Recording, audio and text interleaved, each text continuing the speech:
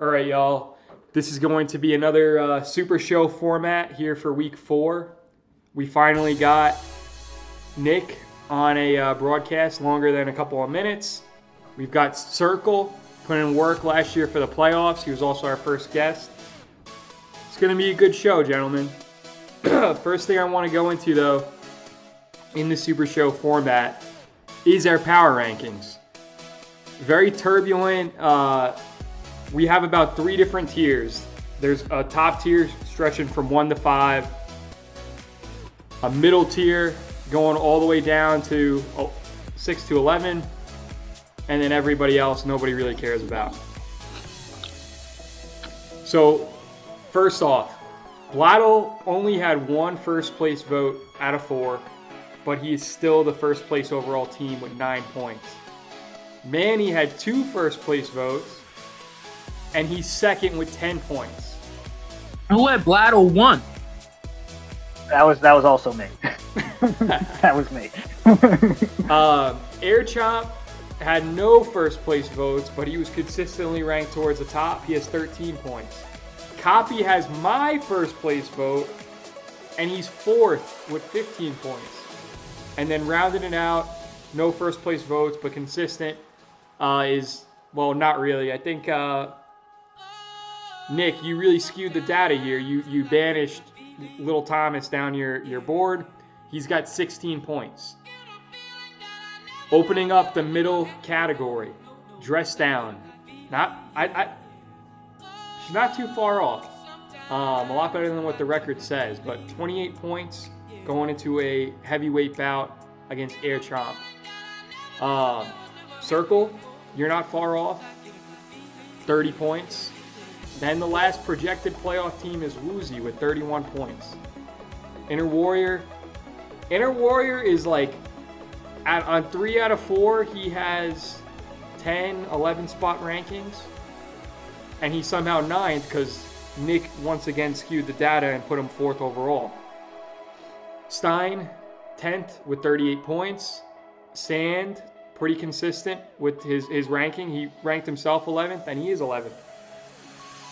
Drew, 12th with 48 points.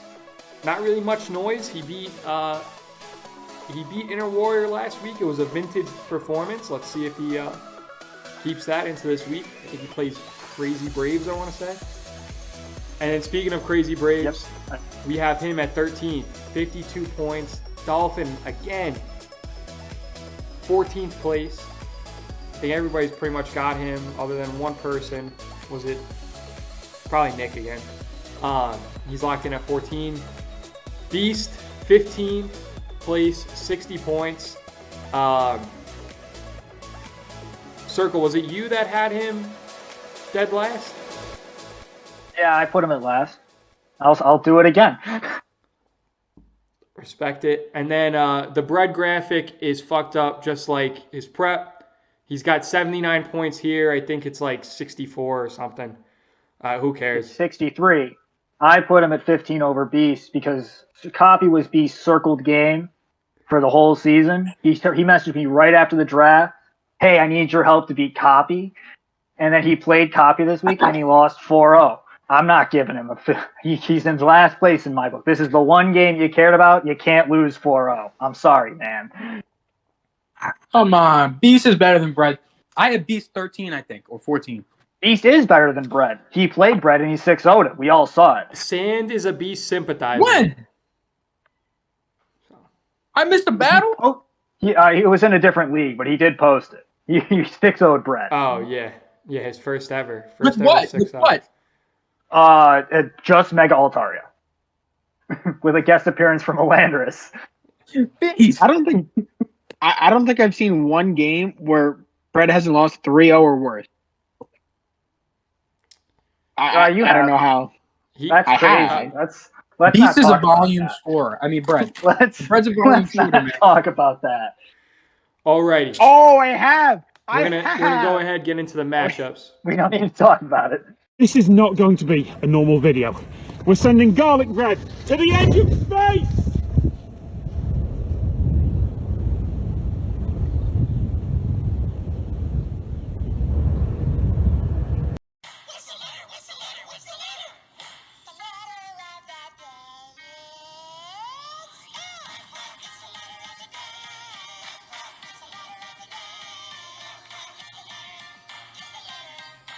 Eventually, the balloon will pop and the equipment will parachute down to the ground and we'll go and recover it.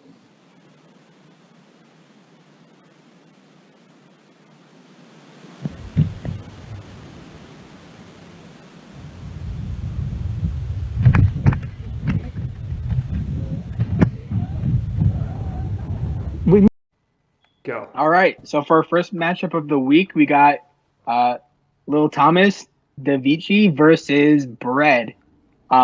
This one's gonna be quick for me. I think it's gonna be an easy 6-0 victory for DaVinci this week. I don't think Bread, while he probably has the tools to get KO and one a Pokemon, I don't believe that he can. I don't think it's really in question if DaVinci's going to win this week or not. I think it's a question of if he's going to lose a Pokemon. 6-0, Little Thomas. Circle, what do you think? I'm right there with you. Don Dozo pretty much just sits in front of all of the Breadman's team outside of Meowscarada because it can get crit by it. But that's the only thing that's really helping there. And Meowscarada gets walled by Palladian Tauros Fire. So, quite frankly, I gotta also agree this is probably looking like a 6-0 because you do know that there's going to be a couple prep battles. Any cheese is probably going to get sniffed out, and I don't think Bread's going to be able to steal a kill this week. Sand, you've played Bread. How did that look for you? Listen here, folks. This is what's going to happen. Turn 1, Bread is leading with Meowscarada. Turn 1, Bread is clicking Fire Trick. Turn 2, well, turn 1 technically, Tommy is switching into Anger Point Tauros. And Tommy is sweeping Bread with a +6 Tauros. Dark, That's right? You gotta run it. You can look at here. I know for a fact none of them are watching this shit. For sure, Bread's not. He's too busy prepping for other leagues. I promise you that Tauros will be +6 by the end of the night. That's cool because there's a Ditto on the other side.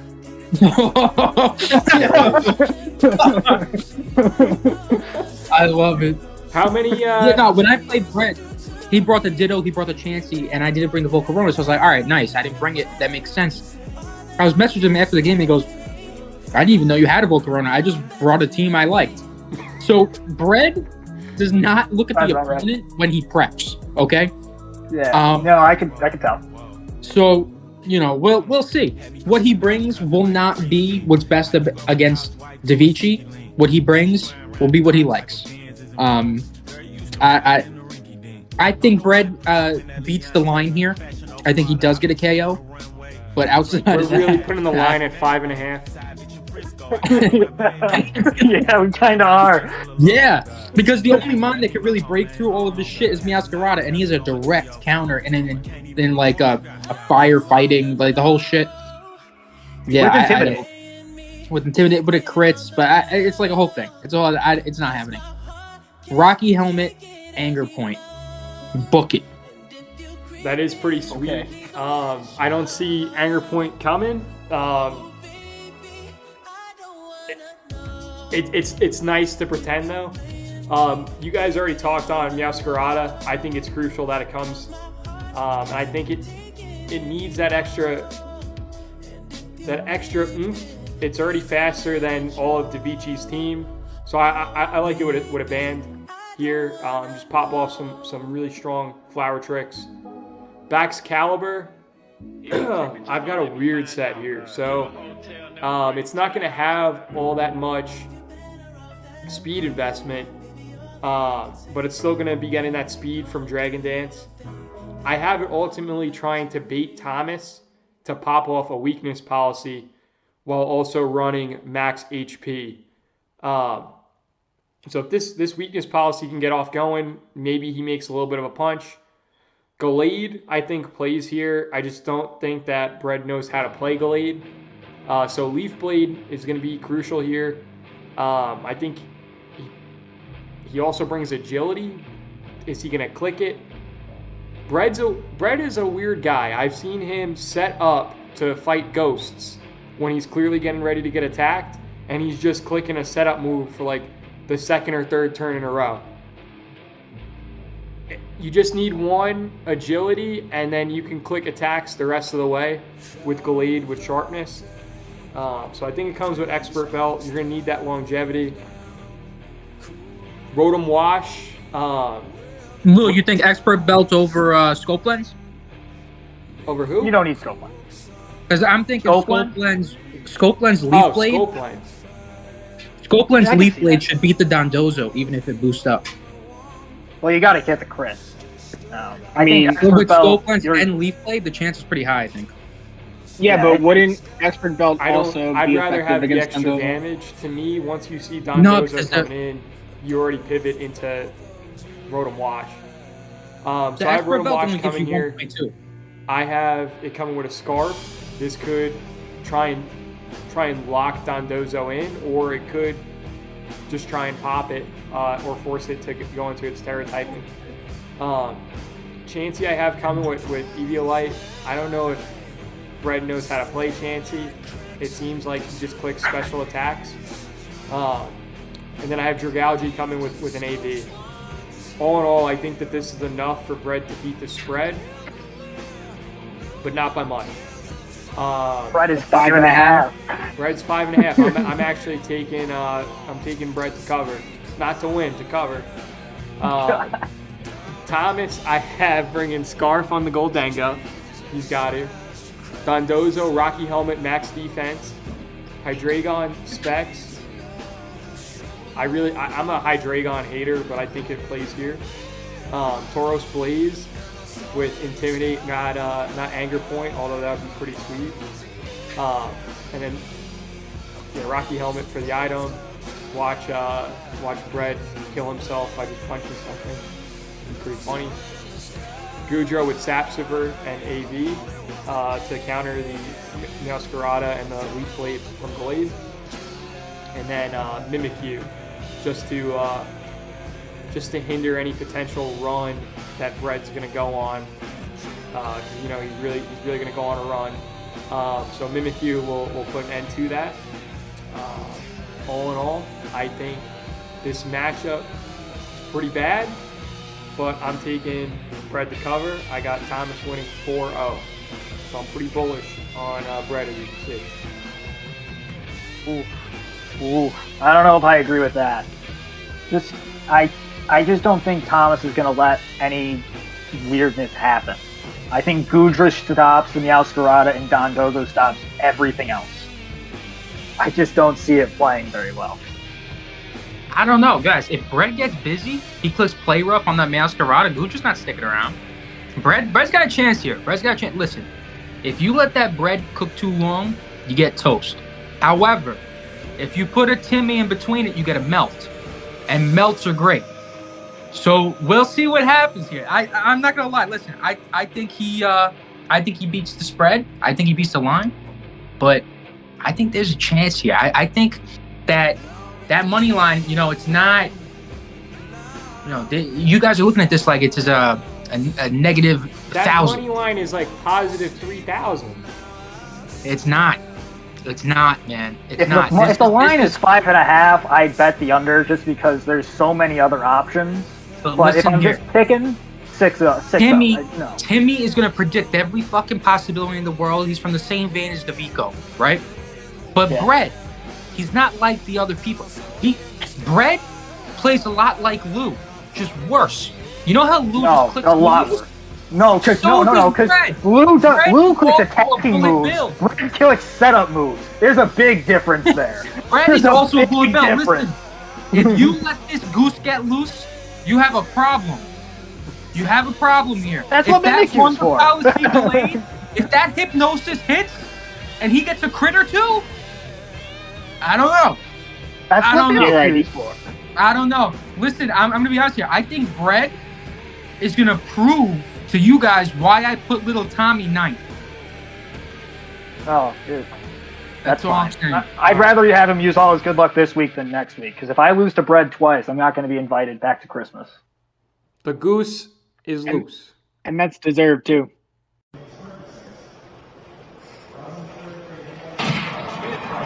Oh, baby, a triple! Oh, yeah! And that was my triple collateral on free-for-all. Oh, and I'll say it again. Go. All right, listen here, folks. Listen here. Okay. Inner Warrior, he preps his ass off. You can't outwork the guy. However, at some point, natural talent prevails. DeVico, he'll prepare for all of these possibilities, but if something comes that he's not expecting, he folds mentally and he gives up. He plays like shit. Like if the Hippowdon comes, that player's best Pokemon comes, and he didn't expect that Pokemon to come for some reason, he folds. Instant loss. And you've seen it before with this guy. Like, it happens, right? I think it happens here. Beast is not someone that you can predict, okay? But he's not a scrub. He's not a scrub. I think Beast has had bad luck. He's been the effect of true variance, right? Of negative variance against him, okay? It's time for the variance to level out. Look at this team, right? DeVico's whole fucking team is priority. He's got Psychic Terrain. DeVico's whole team is paranormal. He's got a Flamigo, man. DeVico's only answer to Flamigo is a Hatterene. He has Sandy Shocks, he has Gengar, he has Tinkaton. Umbreon is great here. The only thing that can handle the Umbreon is the fucking Hatterene. If you try setting up a Dragonite, you send in an Umbreon, you foul play something, and it's gone. Nothing can even switch into a foul play because everything is offensive. This team, Beast has such a good matchup. There are like 8 Pokemon that can come here. Like Lycanroc lead with rocks is great. He's not getting rid of the rocks. And if he goes to Hatterene, you just Iron Head the thing, and what are you doing back? Cinderace is great here. Gengar's right here. Sandy Shocks. He doesn't have a ground type. You could Volt Switch all day back into your Choice Specs Gengar, and nothing outspeeds it because they're Psychic Terrain. This is such a good matchup for Beast that I don't even like. DeVico's watching this looking for notes. I'm not giving you shit, DeVico. I'm not saying a goddamn Beast set because he reads this. Him and little Tommy sit here, watch these videos. They fast forward. He's never watched it. No. They fast forward. They fast forward to exactly their part, and they say, "Why would I?" They don't have to fast forward very far. I need this for me. They fast forward to where you talk about their matchup, and they try to prep based off of that. I'm not giving you a goddamn set. I'm not giving you anything. You have nothing. Beast is a better player. Beast is not a better prepper. But Beast is a better player. And if he puts in the work, he's easily beating DeVico. I have Beast here 4-0. All right, I'm going to bring us back down to planet Earth. That is not the take I have. So I do have an interesting take, though, so hear me out, guys. You know how I am with my items. So, Beast, I ran the calcs. Cinderace with a band, guys, it does a lot here. Next up, Flamigo. I heard all about Flamigo. The DeVico brothers possibly have the 2 slowest teams in the league. Flamigo has 90 speed, and there's nothing on this roster that is outspeeding it without an item or setup. Flamigo's coming banded. And you brought up Hatterene. If Beast is such a great player, he could predict that Hatterene coming in and U-turn and clock it. And does a lot of damage. Tinkaton. Most people think that this is like a utility mod. What about a banded Gigaton Hammer? Damn it, you can only do that once. Yeah, why? And then Talonflame. Remember when Gale Wings was really good? 3 gens ago? Yeah, that's crazy.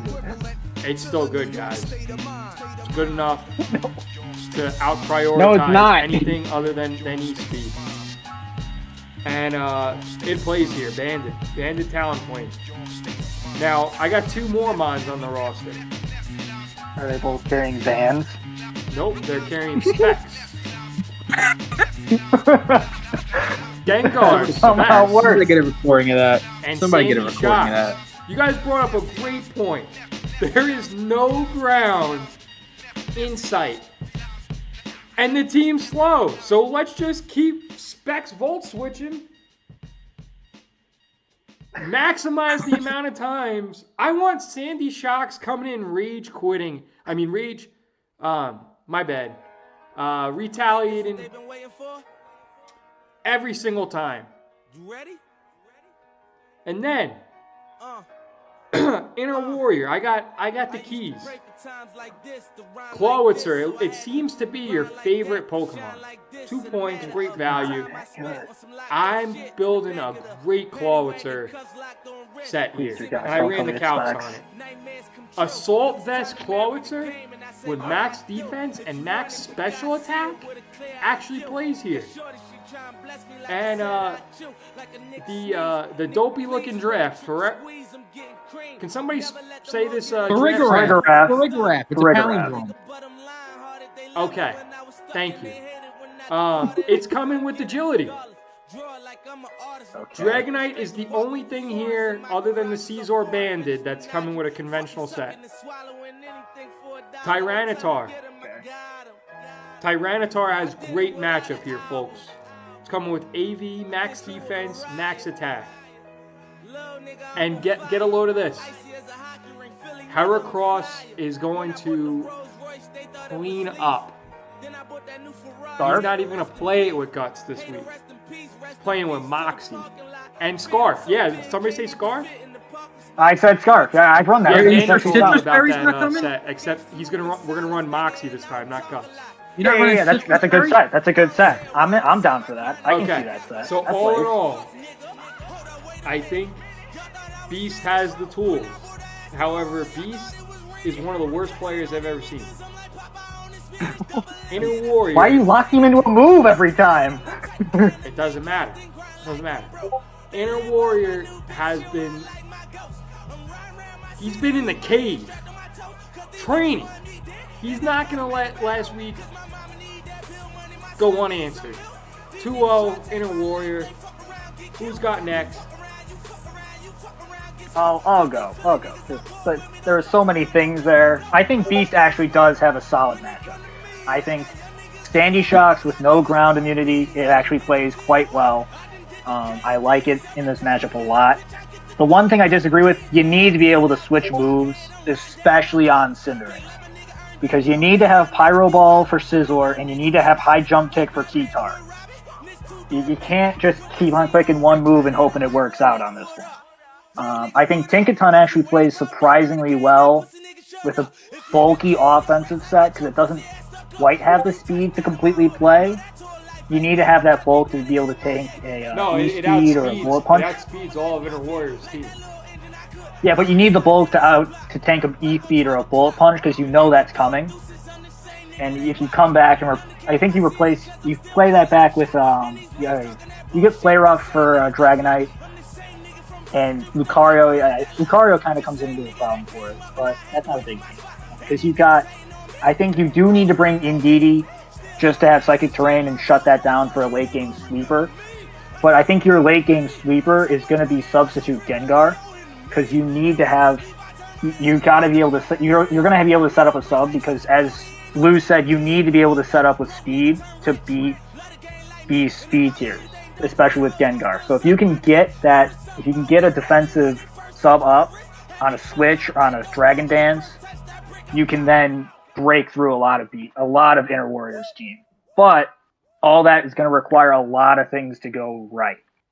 And I think Inner Warrior just has to get one or two cracks at him to break this whole team down. So I do have Inner Warrior coming out 3-0, but I do respect Beast has a very good offensive option for this. I just don't think he has enough moxie, know-how, however you want to call it, to pull it off. I want to pass this over to our last host here. Literally, finally, somebody has a sound take. Those first two takes had me thinking I was in the Twilight Zone with how ridiculous they were. Okay, so I think you guys are missing probably the most obvious win con here, which is Dragonite. I mean, yeah, Beast does have NDD, but Dragonite can literally just Dragon Dance, and it's still the same result. I mean, as long as you have a Dragon move and EQ, that hits pretty much everything on this team. Literally hits everything. So that's it. I think you get 1 or 2 Dragon Dances off, and it's literally game. I put a Lumberry because there's a couple things I want to burn the D-Knight, but that's literally it. My take is Dragonite wins. There's nothing on this team to stop it. Good game. See you next week. Inner Warrior, probably 4-0. Okay, so wrap.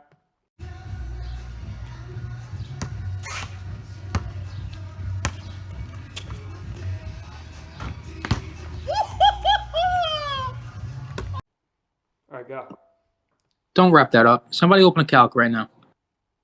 Somebody open a calc. Why? Lou, you got one? I have. How much? Or did you just... I don't want to switch the screen if somebody else can. How much does I a have it. +2 adamant outrage do to defensive Umbreon? Oh, God. I don't want to... Oh, God, I have to switch that. And then what? You're going to say he's going to live and then kill with foul play? There's nothing Dragonite can do. He's got an Umbreon and he's got a Tinkaton. And if he tries messing up Tinkaton with an EQ, he's got other shit. Like, he's just, you're not... No, foul play, Oko, is it +2?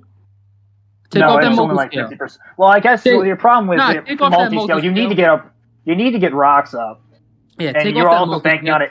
No, this thing's gonna have multi-scale. That's like the whole but DeVito doesn't even run heavy-duty boots. He runs citrus. He doesn't even run boots. I forgot last time he ran a Dragonite. What did he run? Leftovers or something? He doesn't even run boots. Listen, leftovers make sense. Beast, if you're watching this, Beast, do not let them rain on your parade. Okay? You're the Pikachu You sound float. like you're talking to Brad. I'm talking to you, Beast. You are the Pikachu float in this parade. Do not let the Turkey Trotters take you down. That's all I have to say. What'd you call us, turkey trotters? No, it's the Japanese!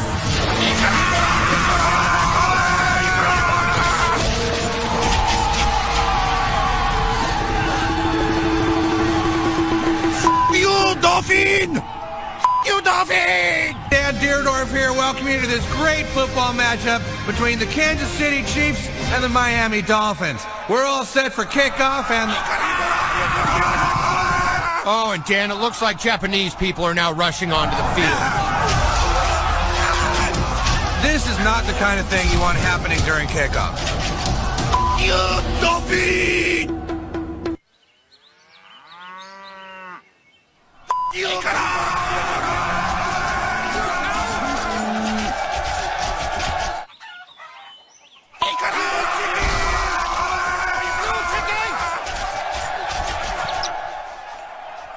Great job, son. You know, Dolphin, I'm talking to you specifically here, and whoever wants to listen. They, before we started rolling the tape here, they wanted me to get all excited, act like this was a big thing. They probably had a big intro before this too. All right, but I'm going to tell you something. I don't give a fuck about this matchup. I'm already looking into next week. I am 2-2 right now. For as much as it matters, like, my record is 2-2. Like, we're talking about this matchup. You know what I'm doing right now? I'm playing Ranbats. You're prepping for Manny. You got Manny now. I don't give a fuck. Look what just came out. Glalie. I'm already looking forward into the future at that Iron Valiant. Your Chiempao? What the fuck does it do to me? I got an Iron Hands. I got a Palafin. I got a Paldean Tauros to handle it. I just... This could not be a worse possible matchup for Dolphin. Like, I looked at it once by accident because I don't care about it. And I just knew it was over. It was over before it started. I'd take me 7-0 if it was possible. I'm going to say 6-0 with none of my Pokemon dropping below 50% health. It's just, I mean, like, what the hell does Chiempao, Clodsire, Cerulean, Paldean Tauros, Honchkrow, Fortress, Cyclizar, Electros, Spiritomb, Leafeon do to Iron Hands? The whole team. No, seriously. He just went off the whole team. Iron Hands solos every single Pokemon mentioned. There's every single one. That's a ground type. Who gives a fuck? I get Earthquake and I'm faster. Like, there is nothing that he could do. And he's Terra Ghost. Like, who? What are you going to do with that? It's just, you Terra, you switch out. I go into something like Bombardier handles the matchup. Like, it's just, honestly, I'm telling you my sets right now. I'm bringing Palafin, Bandit. I'm bringing Volcarona, Quiver Dance, Max Defense. I'm bringing Iron Hand, SD Drain Punch. Why? Then, I'm not even looking at the rest of my team. The bottom 3. What are the last 3 Pokemon I drafted? Palladian Tauros, Bombardier, Bellybolt. All right, that's what I'm bringing. I'll see you guys next week. Okay. Fuck, I gotta put Nick's sets on there. All right. Well, I guess I'll take it from there. First of all, you're not bringing Bellybolt because that's just stupid this week. But otherwise, I do think Sandy has a really good matchup here. I think the combination of Palafin and Iron Hands here kind of just solos the whole match. Unless you're running... I mean, the only constellation is you're running Water Absorb Clodsire. That would stop Palafin. But Palafin does get Zen Headbutt. So a Palafin set that's just Bulk Up, Jet Punch, Close Combat, and Zen Headbutt kind of just goes through all of Dolphin's team. Especially after a couple Bulk Ups. And then Iron Hands, I'd assume he's bringing it with enough speed investment to beat the Clodsire. And then it's got enough coverage, and you just run that AV because he's always run it AV every single week. I think Toadscroll comes in to sleep something just because he doesn't need that much help. And then P-Tauros comes in to take on the Qianpao, and that would force out the Terra Ghost. So then you can play around that. I think overall it's a very good matchup for Sand. I've got it 4-0, but I'd like to hear somebody else's take on that. That's like realistic. Yeah, Lou, I'll take this. I don't know how realistic it is, but the last time I said that 2 of Nick's Pokemon solos a team, backfired on me, blew up in my face, blew up in his face, and he lost the week. So, I'm going to take the opposite take this time. Nick definitely has matchup, but he's probably going to shoot himself in the foot like 15 times. So I can totally see him losing to like some toxic stall Clodsire. That's my take. I think Dolphin's going to win 1-0. Don't give me that face. Don't give me that face. You make some dumb decisions, buddy. Okay? Dumb decisions. 1-0. Dolphin going to get his first week. Going to win of the league. Going to get on the board. Going to knock Nick out of playoffs.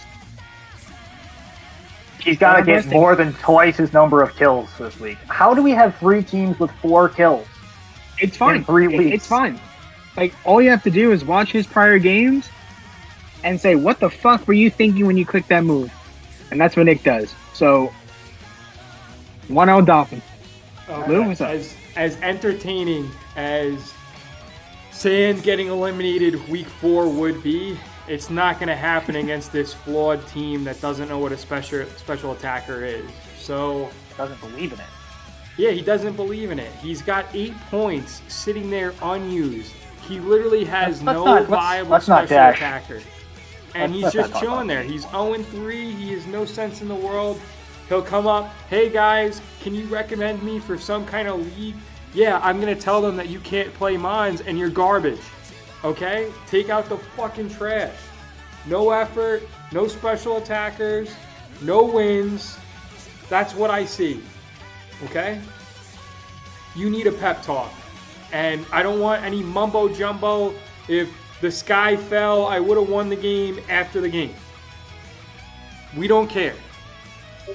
Performers perform. You are a fraud. Okay.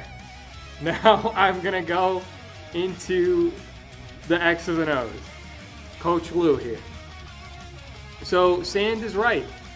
Palafin Bandit is the move. Volcarona. Of course you take Bandit. Volcarona, is it going to run specs? I like the Scarf set, but I'm a choice freak. So it's probably not coming, but it would be cool. Iron Hands. No assault vest required this week. The guy has no special attackers. The only one that he does have is electric. So it's going to come max attack, max defense. And yeah, it's going to run a train. Tauros is coming. I'm a choice freak. It's coming with Scarf. What? I know. Try and God, keep it he's straight. 100 speed. Lincoln Rock Dust. Already fast. Sash. Graphite Eye. I hope I said it right this week. Sand. His most potent mon is Dark type, so please don't bring Prankster this week. However, Poison Touch, Pivot. That's the set. Look it up. Dolphin, if you can hear me, in Southeast Asia, where apparently there's no special attackers. Or the sun. Or the sun, because he's in the factory all the time. Or maybe he's like on a boat or something. He's in his own world. Clodsire, max defense and water absorb for this Palafin.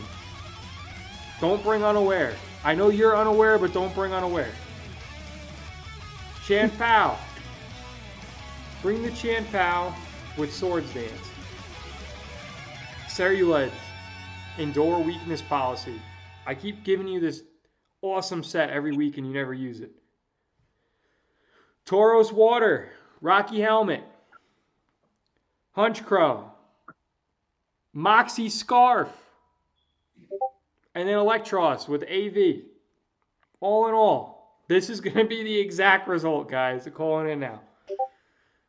Sand wins 3-0, and he proclaims he's back and that he's a playoff team. It's happening. That's not not Sand in the happening. playoffs, but that result is happening. Lou, that's not happening. That's not happening. I'm not going to win 3-0 and proclaim that because I'm proclaiming it right now. I'm not losing again. I'm winning out. There's no chance Tell that that to I Manny, lose Woozy, another game. I lost 2 games to, you know what? Variance. That's what happens when you have You terror. knew Jan was when putting you have to no sleep. terror I don't happens. understand. I lost games to luck and to clicking And switching out. dark type moves, prankster moves on dark type Protecting mons. on a Okay? switch. Okay? Listen, this is over. This is over before.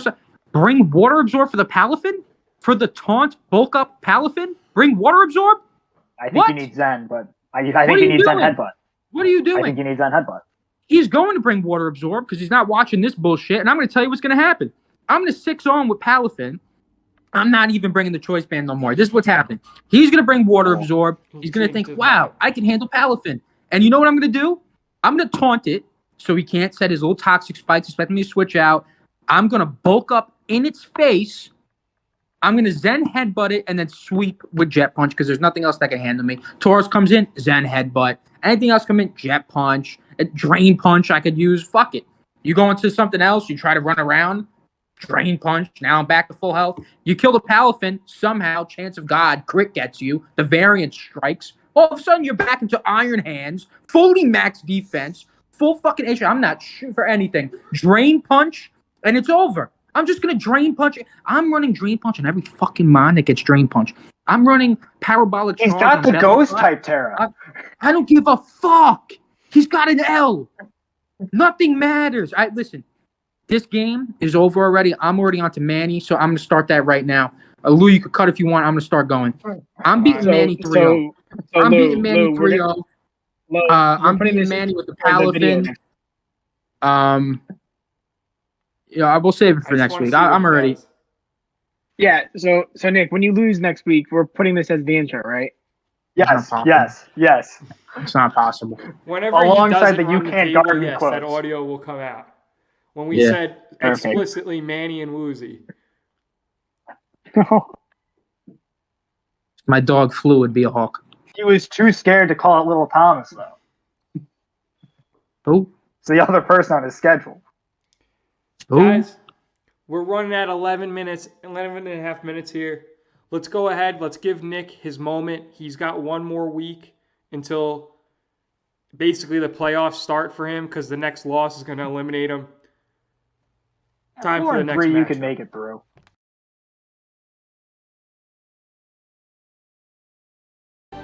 So unfortunately, I didn't do that. I'm going to fall to 1 and 2.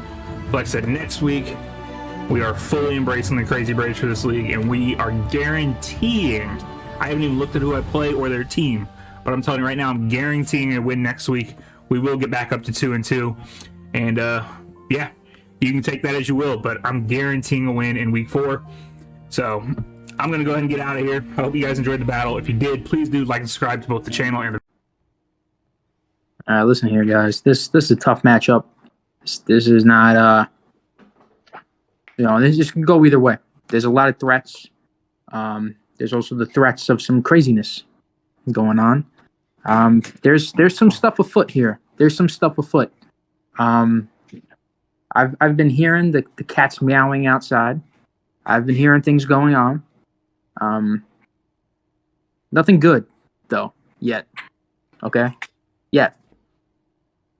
Crazy Braves has exited his shell. He's been experimenting. He's been changing who he is. But he was still learning, right? Like, when the Predator first got there into Vietnam, his first couple kills were sloppy.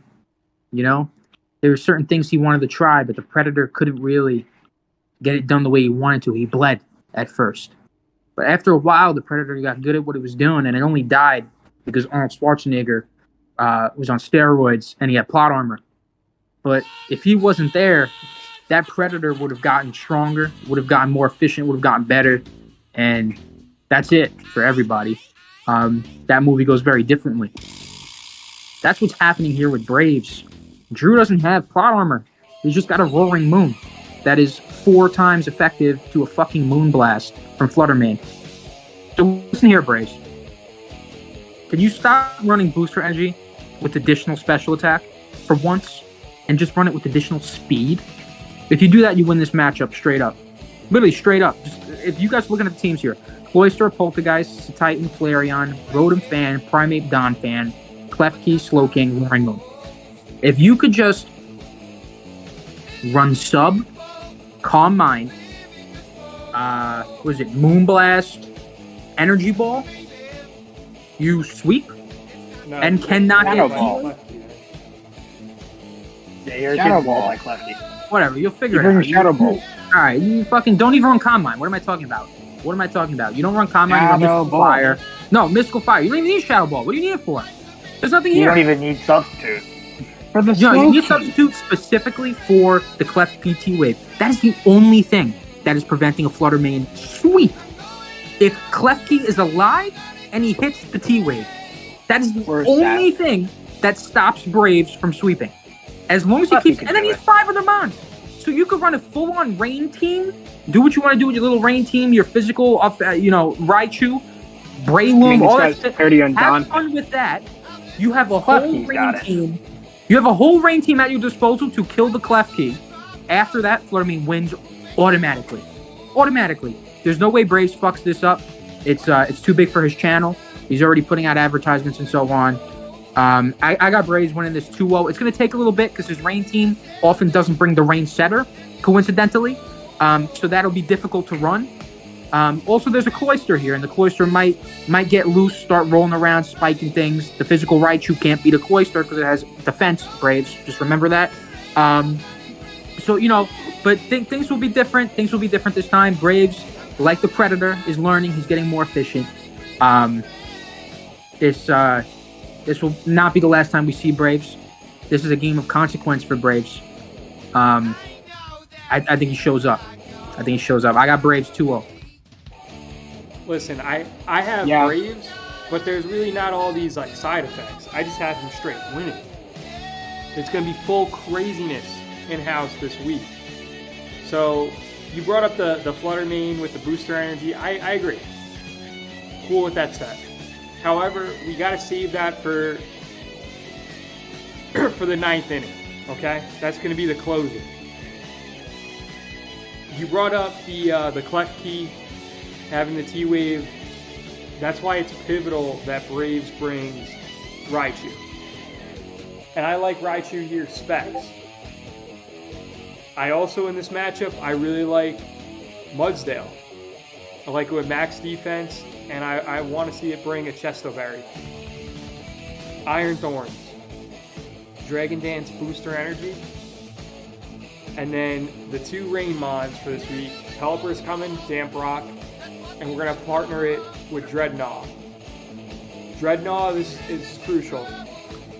It's going to come with the Terror Bug, and it's going to do some work.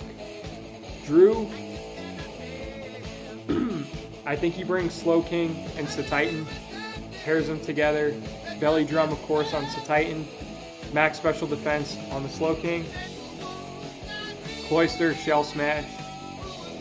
Klefki, I actually don't have it. It's not going to set any hazards. I have it coming with Light Clay. And then I'll probably bring T-Wave. Rotom Fan is also going to come for status. And then Roaring Moon has to come Scarfed. Otherwise, it doesn't have an opportunity to play here.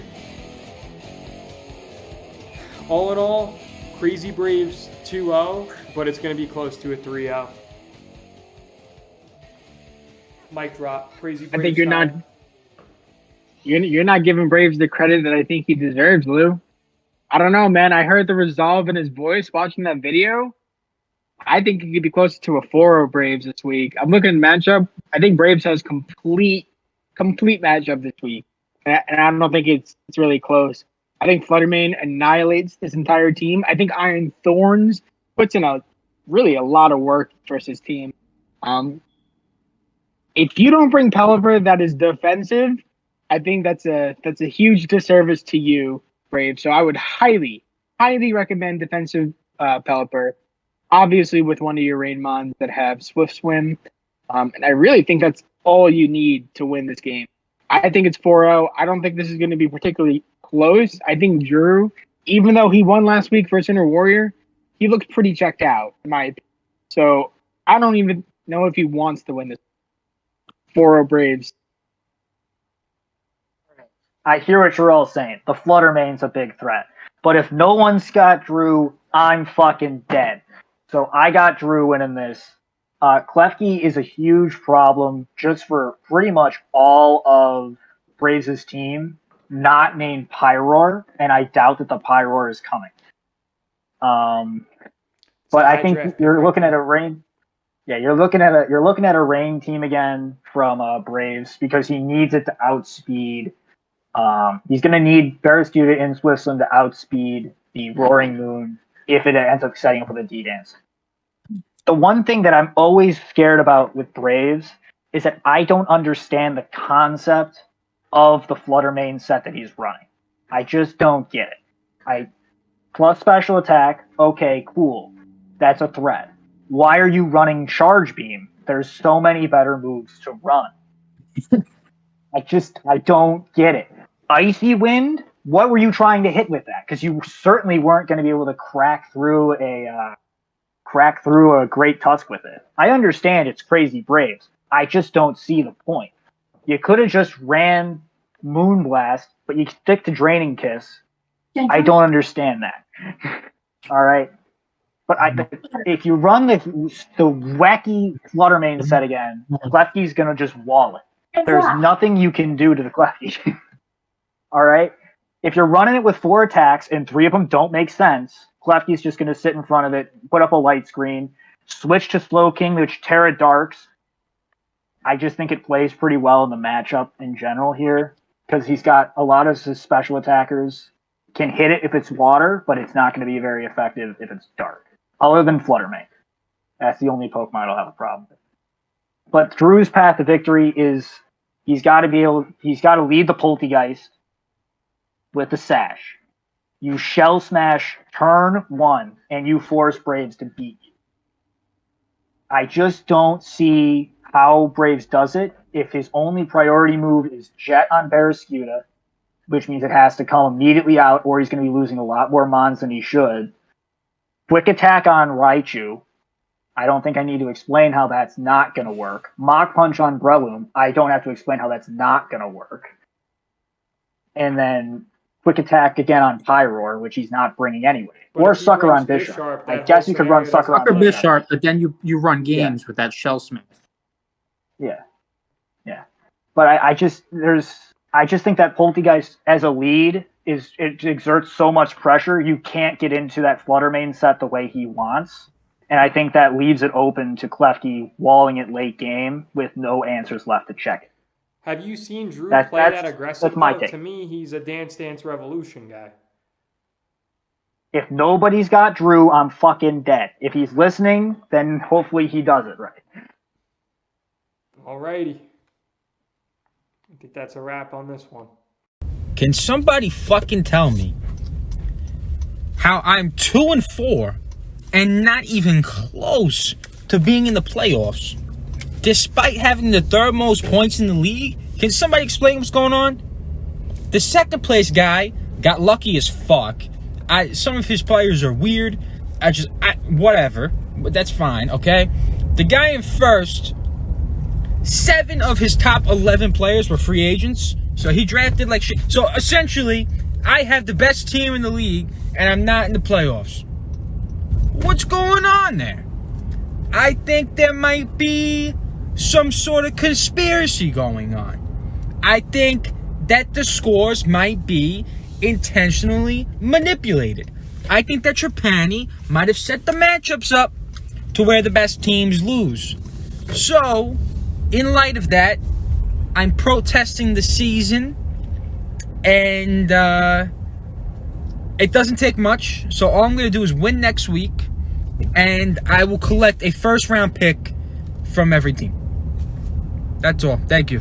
What is a Boilermaker?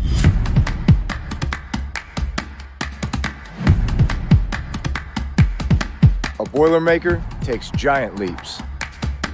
It's one small step for man.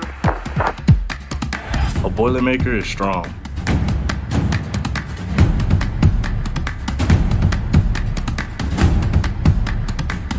A Boilermaker sees the world not as it is, but what it could be. Ready whenever. Go. Alright, guys. Next one.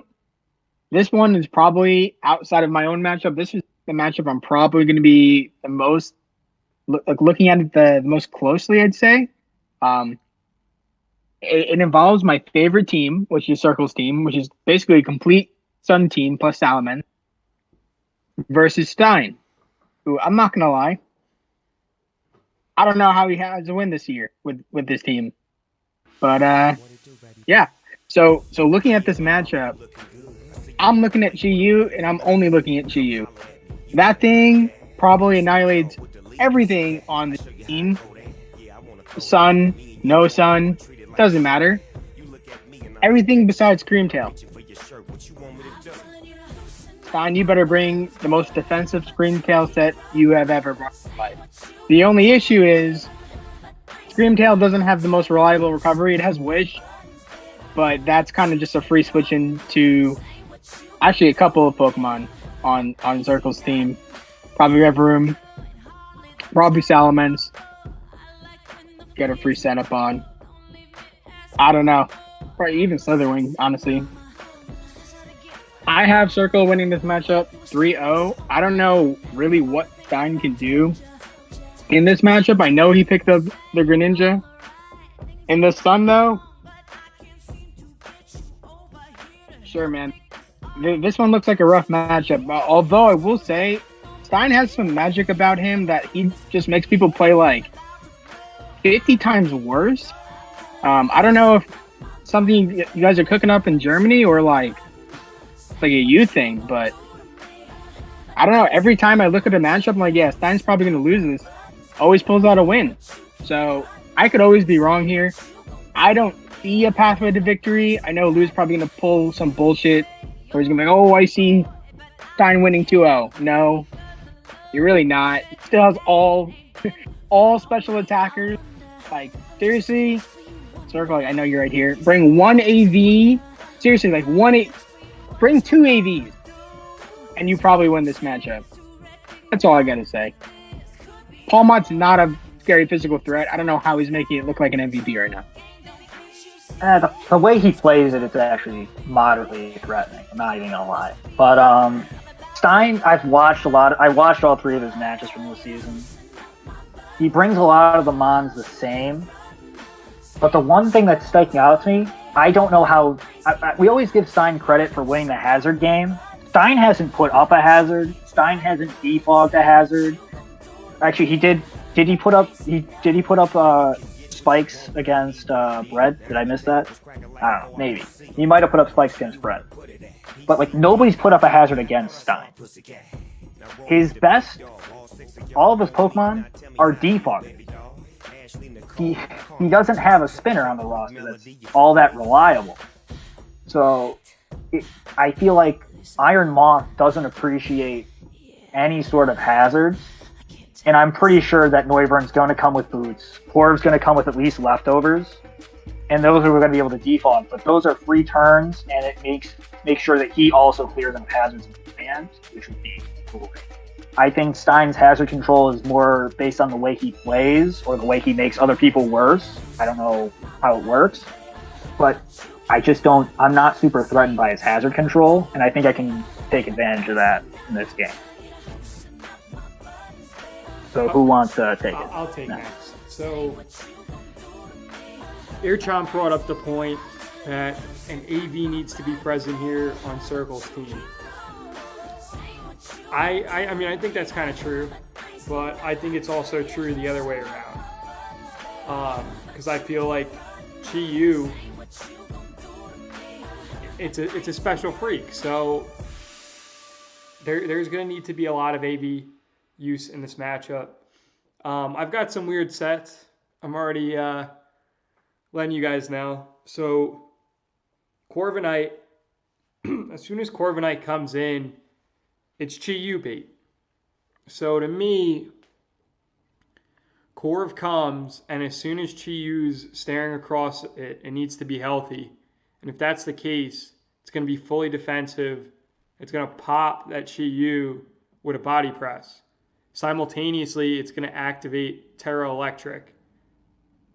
If you can get Chi-Yu on the line for that, that would be massive, because Corv's going to have the recovery. It's going to be able to get, not necessarily if it has an AV, but it'll have longevity and outlive this Chi-Yu. Iron Moth, for me, is going to be the closer. So I want to see it come with booster energy for special attack and then set up with agility to try and close out.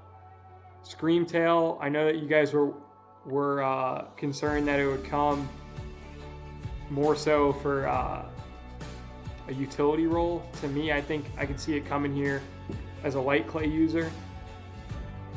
Noivern and Greninja, I both see them coming Spect. And then Paul Mott needs to come Scarf just to kind of check down the options on Circle's team. Circle, I have bring it Chi-Yu Scarf, Torkoal with Heat Rock, Slitherwing Band, don't stop a good thing. Salamence last week got a lot of value with Moxie, so I have it coming Scarf Moxie, Reveroom Shift Gear Set, and then Jolteon Specs.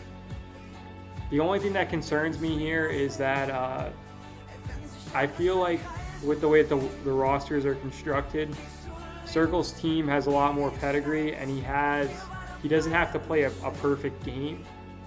But all in all, I think it's going to be close. So 1 or 2 turns are going to flip it.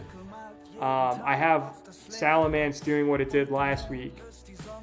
Moxie cleaning up late, but I think it's going to be super close. So I have a 1-0 Circle Salamence win. Nick, what do you got here? I mean, the Chi-Yu is an issue, right? Outside of that, like, Stein kind of has matchup. And I know it's easy to say for any team, like, oh, if you just take away their best Pokemon, like, you know, it's a different game. But like, it is here, and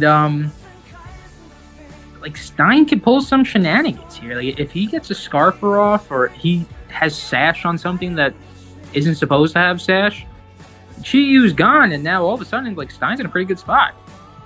I like Circle. I feel weird betting against Circle here, but that screen tail is really, really problematic if Chi-Yu was not there. Like there are some things that you could do, like Rever Room's there with the steel poison. But like a lot of shit gets earthquake. I don't know. I feel a little weird saying it, but I almost feel like Stein has a chance to pull something off.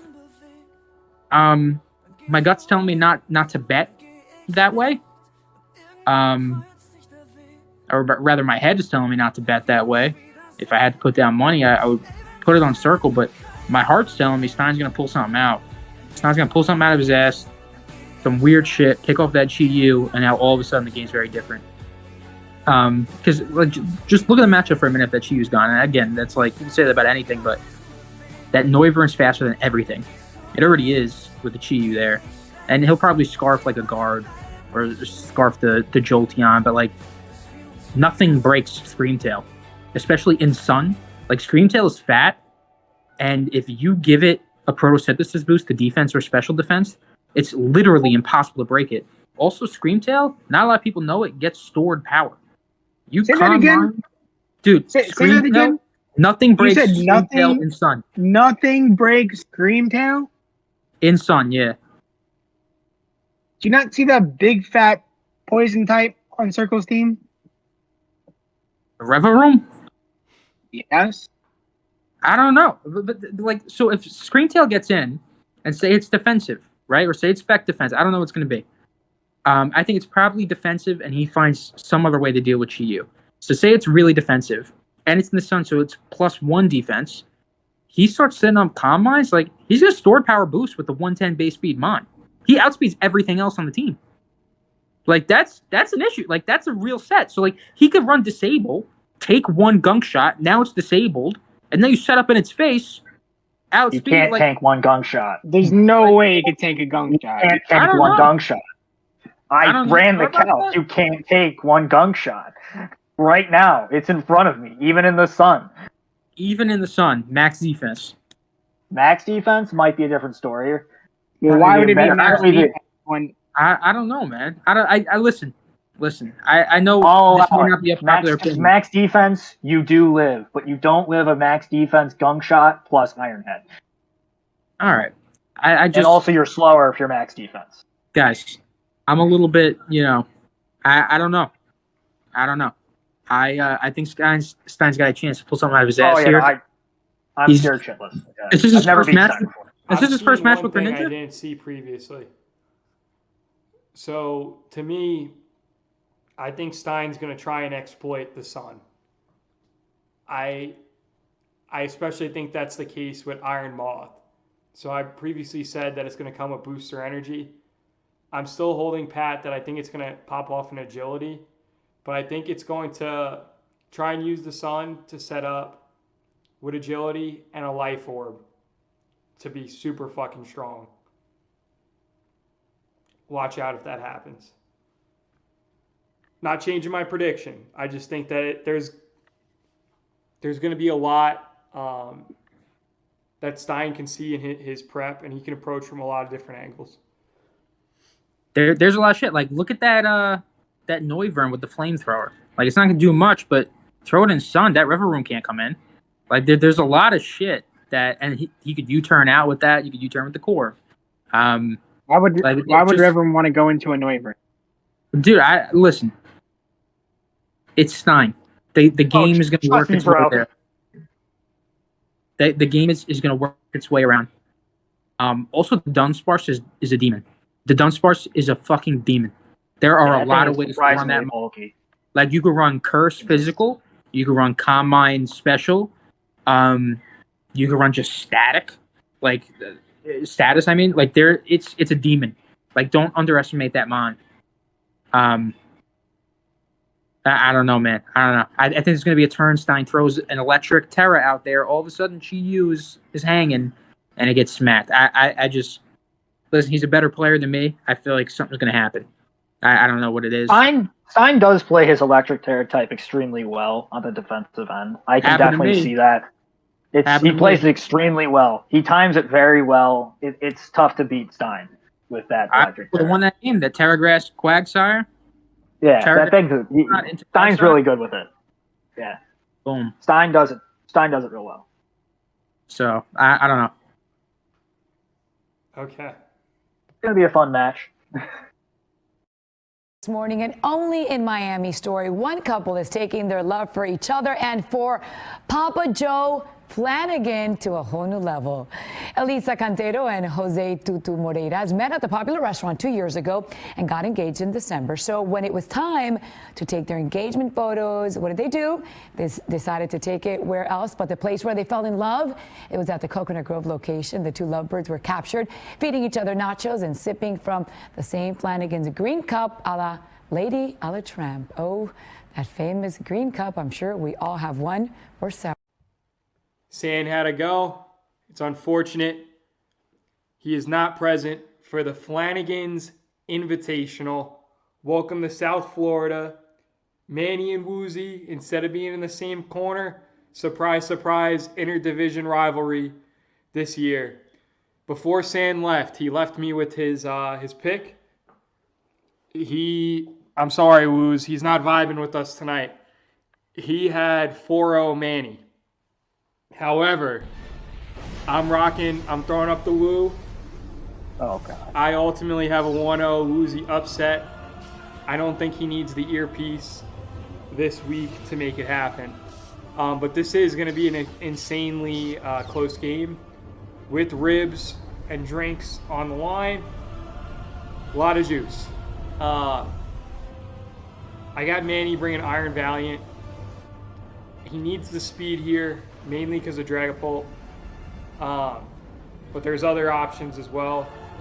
Iron Valiant, Scarf, Skeledirge is going to come, Special Defense, Investment, Bulky Set. It's likely Terra Fighting, Terra User. Glamora is going to come, Suicide Lead here. So across the aisle, it's crucial that Woozy brings Toxapex. Iron Jugulus, same thing. It's going to go fishing for that Dragapult. Scarf Modest. Weavile is going to be a Life Orb user.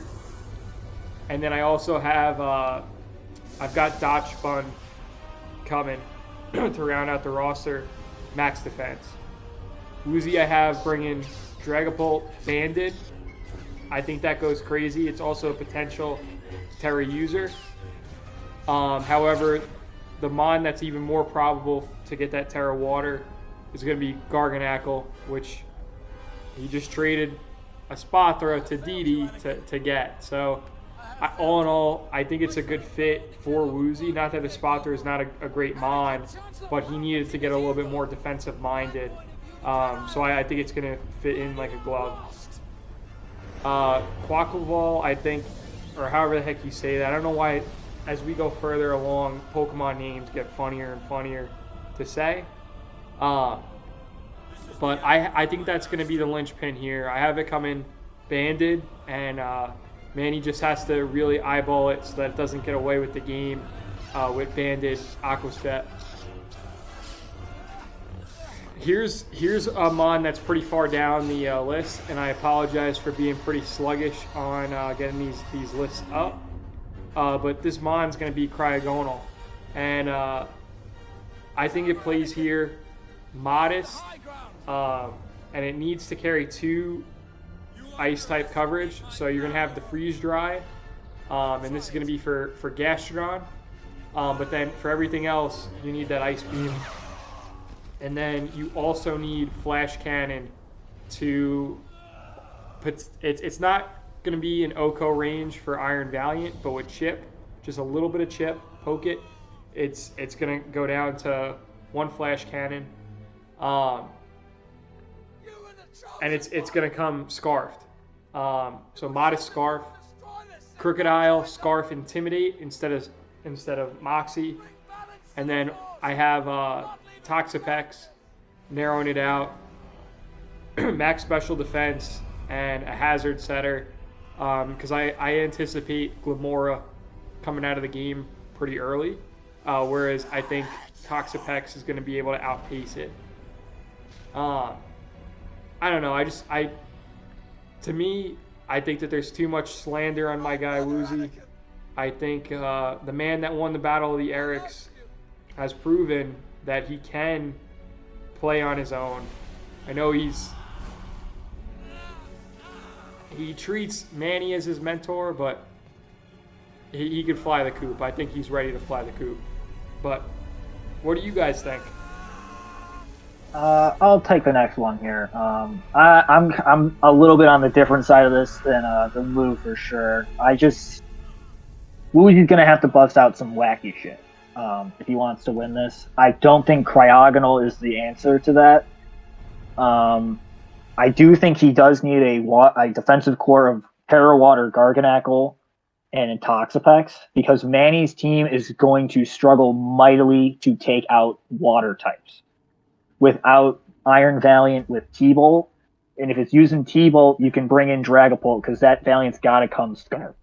I don't think you can bring... I personally, if I was building, I would nix Quick Label this week. Everyone thinks it's coming. I'd toss it out the window, because you know that Gastrodon's coming, and it's coming with Water Absorb. So if you can basically make it 5 mons to be prepared for instead of 6, it might be the exact thing you need. And I would swap it out for a surprise pick. I'd swap it out for Jump Flow. It's gonna be that mon that can get you that little bit of chip you need on a lot of key Pokemon. With that sub Leech Seed set that everybody hates in random battles, it actually kind of plays here with the speed tier. As long as you don't bring it in on Weavile like an idiot or in Glamora, it kind of plays well in the matchup, because you can set up behind a sub. Weavile doesn't get triple axles. You can throw off a Leech Seed, get out of there, switch to Toxapex, switch to Guard. You have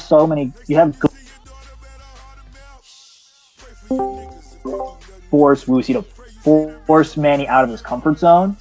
That being said, I think Manny just has enough offense in general to break through all this, especially something like Skeletor.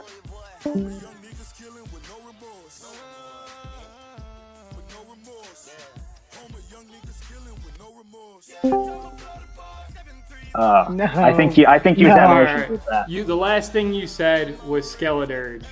I went hunting to go get a graphic for Woozy's team after the trade.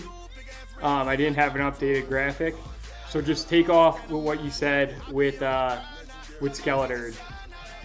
All right, you want to count me in? No, you're still on the clock. I'm still on the clock. All right, Skeledirge. So I like Skeletor's Scarf in this. If you can just keep launching off Torch Songs, especially on a weakened Garganackle and a weaker Toxapex, eventually you're going to be able to break through that. I think it's a tight matchup. I think it's a Manny 2-0 win, but I think it'll be a fun matchup to watch, and if I can watch it, I certainly will. You got another take on that, other Eric? Yeah, other Eric. Loser of the Eric.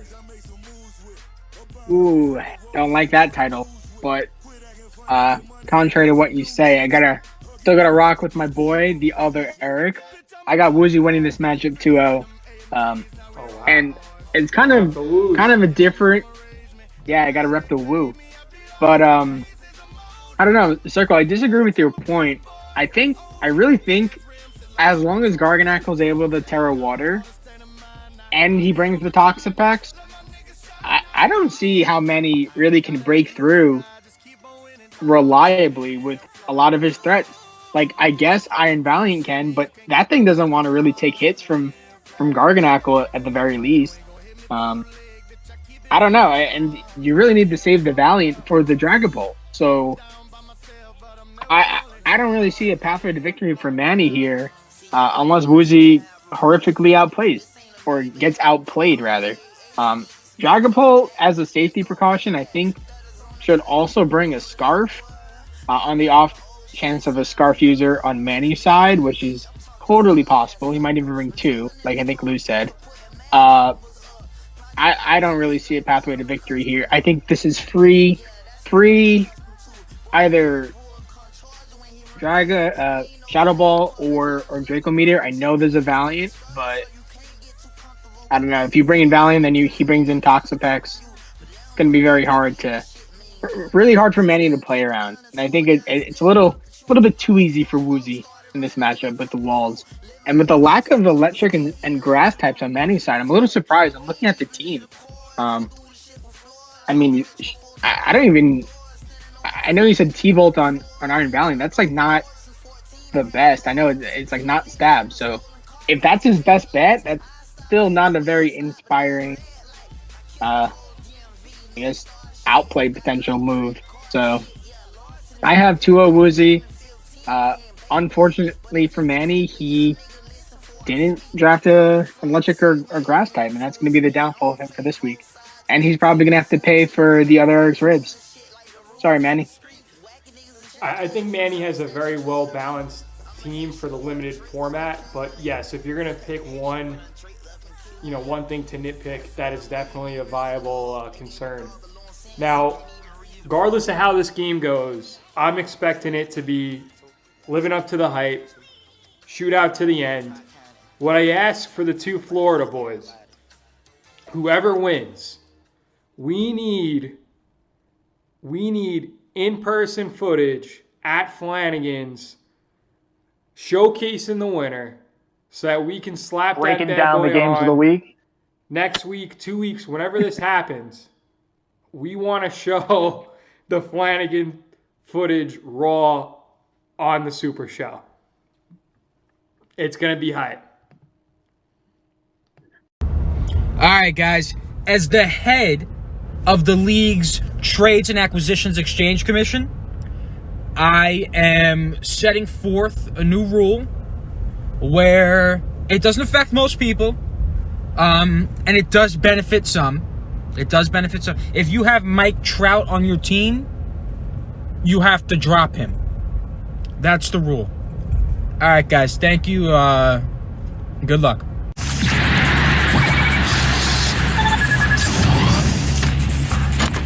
So let's go. Give me a break. You're just jealous because you lost your Egyptian god card to a better duelist, and I'm gonna use it to knock you out of the finals, bud. Your winged dragon answers to me now. Woozy, come on, my guy. You literally let Dress Down get an Egyptian god card just when we thought that she was out. Here she is, getting help from across the league. Maybe she's got a little bit of life left to her. The only thing that's standing in her path, though, she traded for a very viable Psychic Mon, but now she plays a guy that has 3 dark types. So we'll see if it even comes. Might have to wait another week before showing its head. This is gonna deliver, though, just off the names alone.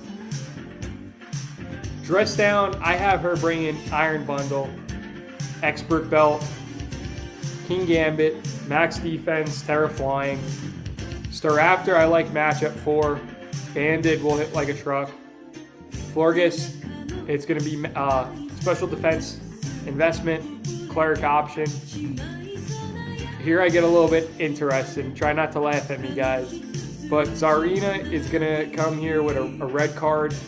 And it's not as big with what red card does. However, it opens the way for Acrobatics to do what is like 110 once the item's gone. And yeah, it's double the power. Yeah, 110. That's going to be crucial for it to hit Annihilate, super effective. Now, the argument would be, hey, why don't you just bring Player Up? But the reason why you want Acrobatics is that Air Chomp's Terra type is poison. So why would you bring Player Up when your typing is already Grass? You know what I'm saying? Not really, because you can only Terra 1 Mon. There's 3 dark types. Yeah, right. So and 2 fighting types. So Acrobatics will get a bump from the Terra type. I'm not saying like go gung ho, but if this is the Mon that needs that extra, it's gonna hit. And then rounding out the roster, I got Slowbro with a Rocky helmet and some defensive investment. Air Chomp, I have bringing Annihilate. It's going to be a Chesto Berry set. Possible Terra Poison user. Halucha shows up this week.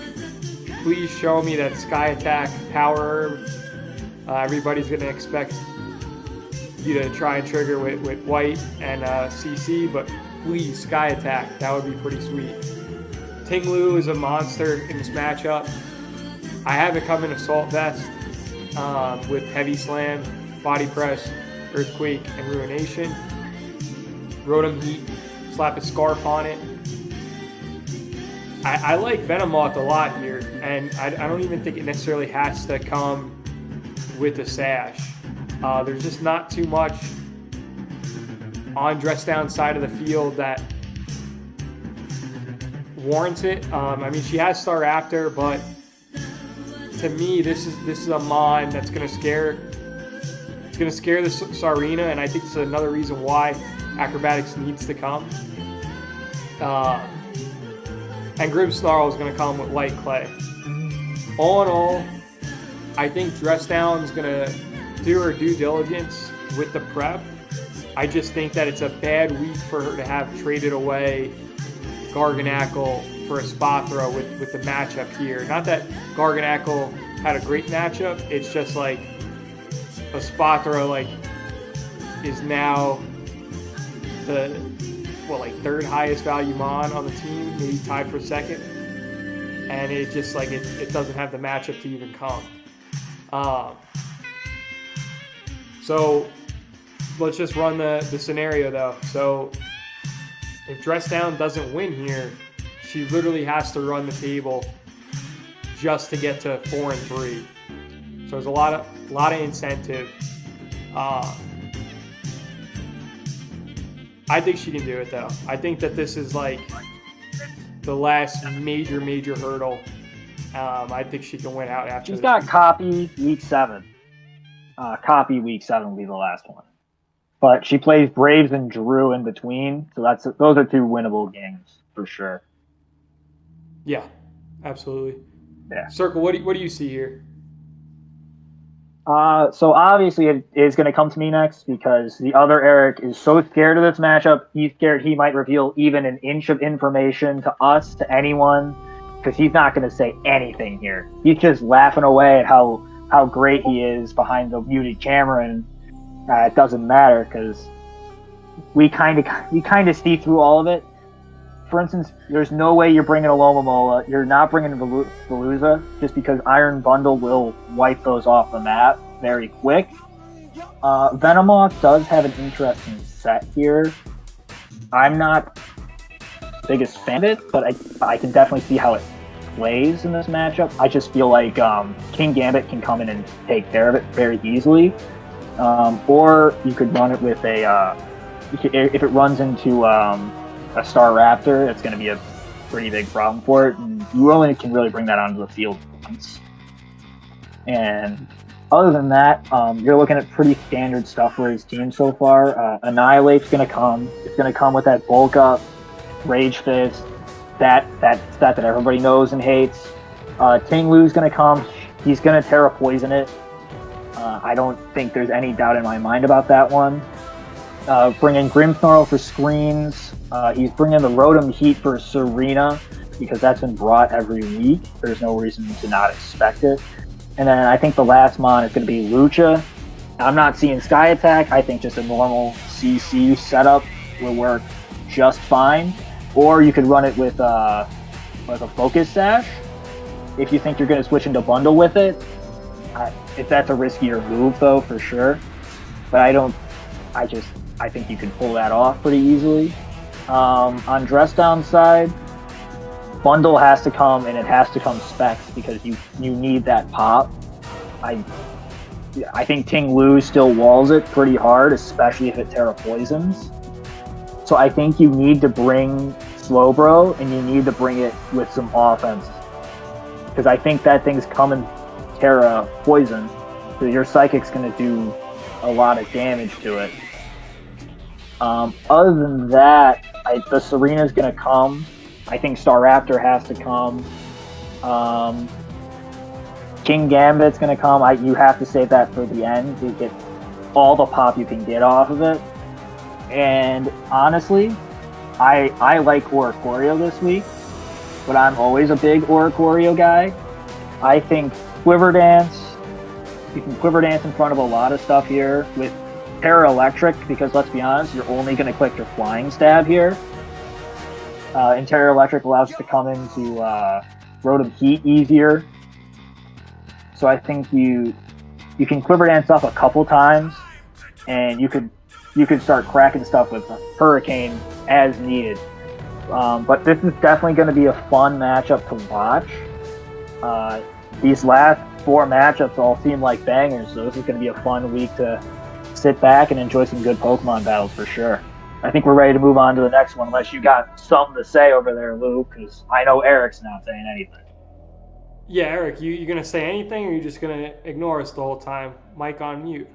Nah, he's just scared. He's scared of the matchup. I got 4 on me. Okay, he dressed down for that. 4 Gotta love the confidence from Air Chomp. Alrighty, we're going to move on to the main event. All right, and for a matchup of the week, last matchup of the week, we have Blatto versus Copy. This one's a big one. This one's the battle of the Dolphins. We have Iron Treads versus Great Tusk. We have the battle of the undefeated in the Scarlet Division. There's a lot at stake for this game, guys. A lot at stake. Honestly, looking at this team, I have quite literally no clue who's going to win. I have literally 0 team having an advantage, and I think whoever comes out on top is going to win either 1-0 or 2-0. I can see this game being very stally. I see a lot of wish passers on both teams. I see a lot of recovers. I see a lot of status affecting moves on both teams. I see Intimidate on Blatto's side of the field, which really helps him a lot. I really have quite literally no clue. I'm going to say 2-0 Copy, just based off the pedigree alone, and really nothing else. I see a Guard Jump, I see an Iron Treads, and that in itself really impresses me, and I think may have a chance to overtake Blatto's stall tactics.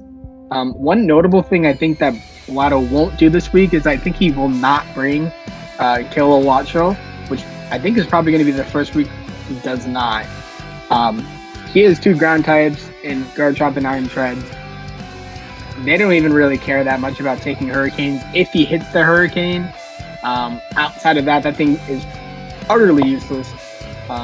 With that said, though, I think he's also going to bring, Blatto's going to bring both of his Intimidate users, an Arcanine and Quillfish, and that can most likely keep all of his physical Pokemon in check. Most notably, Banded Lokix, especially with that Arcanine. And I think he wants to do a lot of status.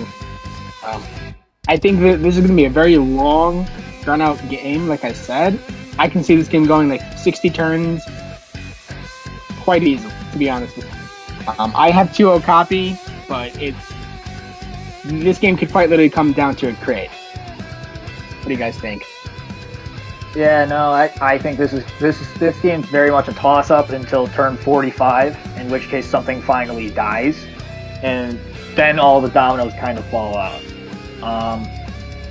For Blatto's defensive core, he needs all of Arcanine, Quillfish, and Bronzong to nullify all those ground attacks from Treads and Garchomp. But he also needs to bring a little bit of offense, and I think Great Tusk can provide it. But you can't run Booster Energy because you're going to need to bring in Tusk multiple times and switch it out. So you're going to need to run something like a Scarf or a Band to come in and be an instant threat and get out of the way and let your defensive core do the work. I think this is going to be a long game to watch. Maybe you could take a nap in the middle and it'll still be going. But this is going to be some high-level Pokemon play, and I think Blatto's going to come out of this 3-0. I just like his Mon's recovery more than I like Copy's in the matchup. Lou, you want to round us off? Yeah, so there's there's some storytelling going on in this Battle of the Paradox Dons. So in multiple facets, you have old versus new. You got the future and the past Don fan. You've got the season 1 champion. You have the most recent champion if you care anything about speed tournaments, even if they're not speedy. This is really highlighting the pedigree that we have in our server right here. They both play kind of a chess, Dance Dance Revolution-esque style of play, if I do say so. Very well thought out sets that have to draw in together.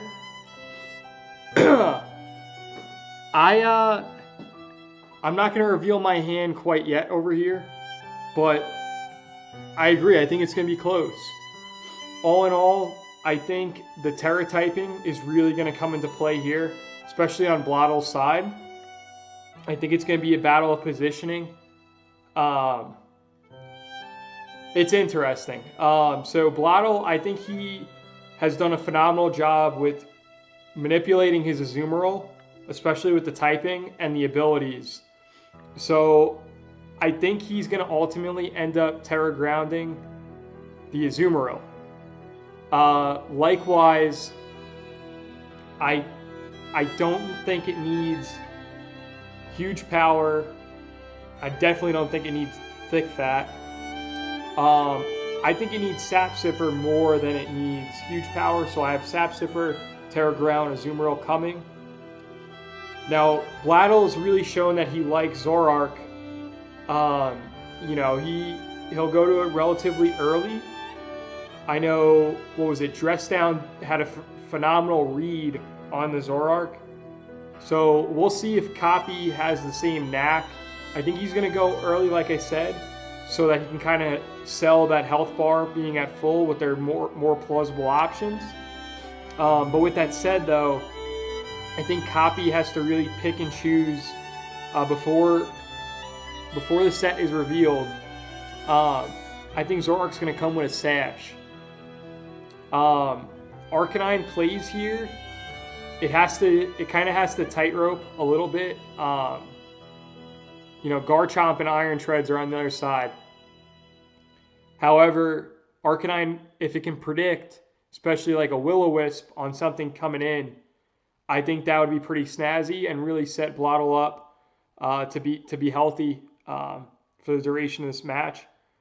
Great Tusk, I think, plays here. So to me, when I look at the Great Tusk, I think it needs to come here as an offensive spinner. Headlong Rush plays. Ice Spinner plays, especially into Garchomp.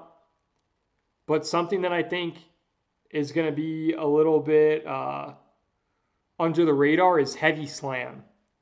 So do I think Sylveon should come? No. But knowing Copy, he has a tendency to bring Sylveon. Sylveon better be running for its fucking life from Heavy Slam. Bronzong. So seeing those ground types across the way, Bronzong will come with Levitate, and it'll also come with max defense. And I think it's really going to try and set the conditions and play a team game here. I think a lot of that speed is going to be made up by Haxorus. And I don't think that Haxorus is going to have the opportunity to willy-nilly just set off Dragon Dances. So I think it comes Adamant Scarf, and it's just going to be very opportunistic. If you can get out of Haxorus one kill and then one more landed attack, I think it warrants the bring. Now across the way, we know how Copy plays. He's playing the long game. He's playing a defensive style. Obviously, that's not my MO for draft. I like Garchomp a lot. Copy likes more so the tank, hazards, bulk kind of build. Me at a minimum, I play Life Orb. I play Scarf. I play my Garchomp Gen 4 through 6 style, especially Gen 4 through 5. I love Outrage. We know he's not bringing Outrage on his, but I do like Life Orb with at a minimum 1 hazard. We'll see what he does though. Iron Treads will come here with utility. I would more so rely on Iron Treads to get up hazards and remove hazards. Amoonguss. I like Amoonguss here with a Rocky Helmet. And I think Regenerator is going to be crucial. It's going to absorb hits, bounce in and out, and have longevity. Gyarados I like a lot. I like Bulky Dragon Dance as a win con. Intimidate over Moxie, just with the play style of these two. I don't think there's going to be a lot of chaining until the very end. So I think the Intimidate's going to have more value than Moxie to get those drops. I can see this honestly being the Terrifier. It's not going to make too much sense, but I think Copy's going to plan for it. Bronzong might be something that it has to crack. I also think Vaporeon comes here. I think it's going to be the Cleric option that is primarily utilized over Sylveon. And I like it coming here defensive. I think Surf and Ice Beam can be expected. Armarouge. Copy has kind of given me props for the Iron Defense weakness policy set. I could definitely see weakness policy coming here. More so an Endure kind of bait here to pop it off, rather than just purely relying on the Iron Defense bump. It's going to be close. All in all, I personally have Copy winning 2-0. But, you know, like you guys said, this game could go either way. I'm in the same camp, though. I think we're going to expect to see a 50 to 70 turn classic. And ultimately, whatever team comes out of this game with the win is going to be in the driver's seat to more than likely get a bye.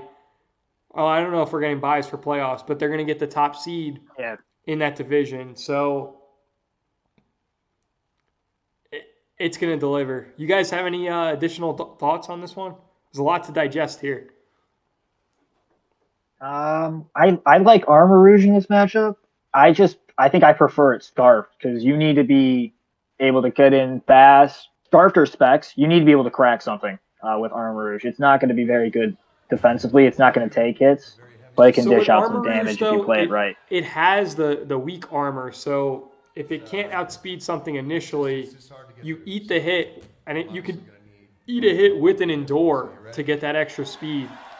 And then the other thing is, it's another potential Terrifier. You get the double stab. So it's an intriguing line. I just like Terrifier armor cannon with Specs. Oh, yeah. I don't know who wants that. Now, is that enough, though, for Arcanine not to come with Intimidate?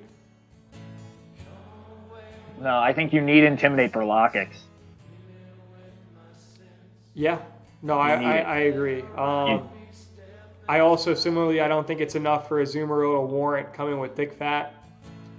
But it's really going to be a chess game. These Mons can be played a few different ways each. So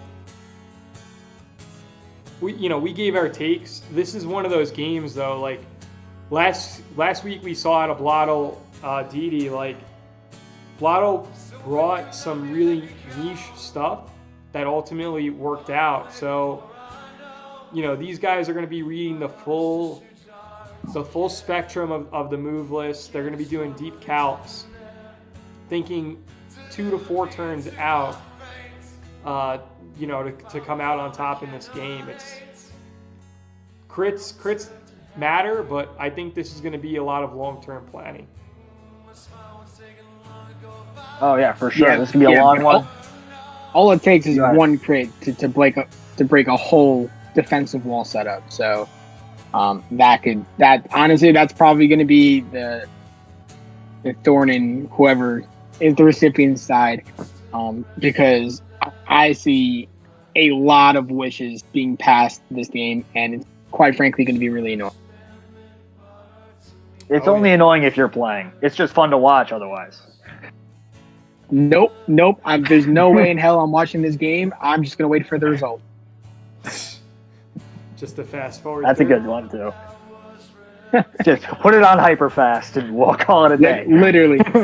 Like up, okay, wish, willow, wisp, okay, switch, wish, okay. One more thing. So, it came to our attention, we forgot to give our win expectations for the last matchup.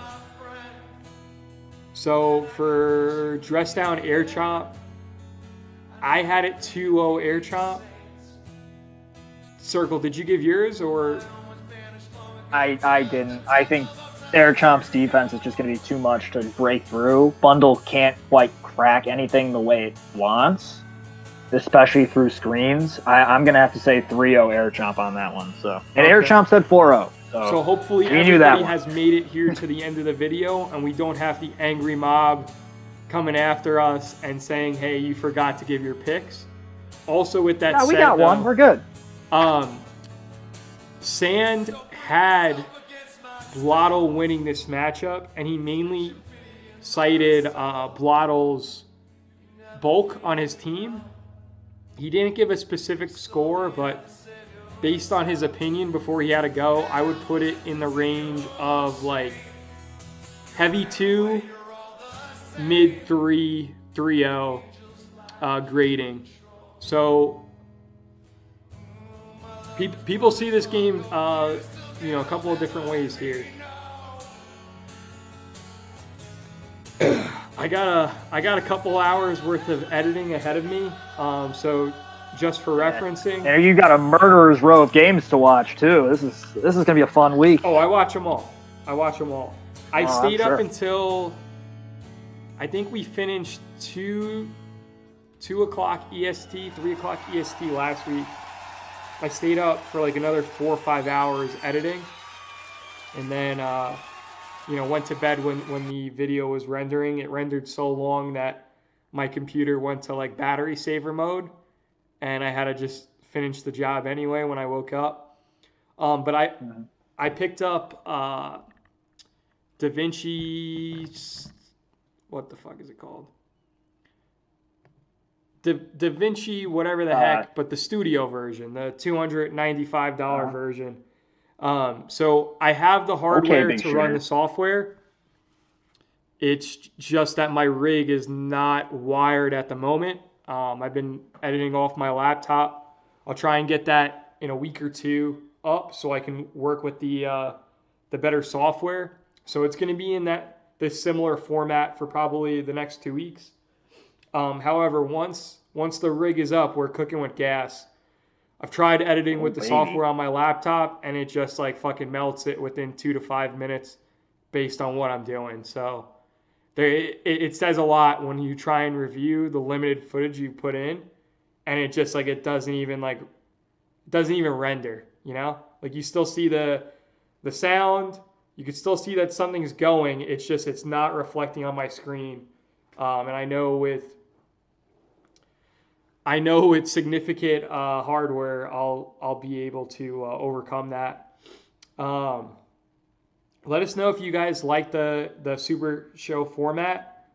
Oh, before we sign off, I received a couple of questions from the audience, pretty much being Copy Ninja and Sand sent some questions. So let me know what you guys think. The first question I'm going to bring from Copy. Just give me 1 second to get to it. Okay, so Copy wanted to know, how long do you guys prep for an average game?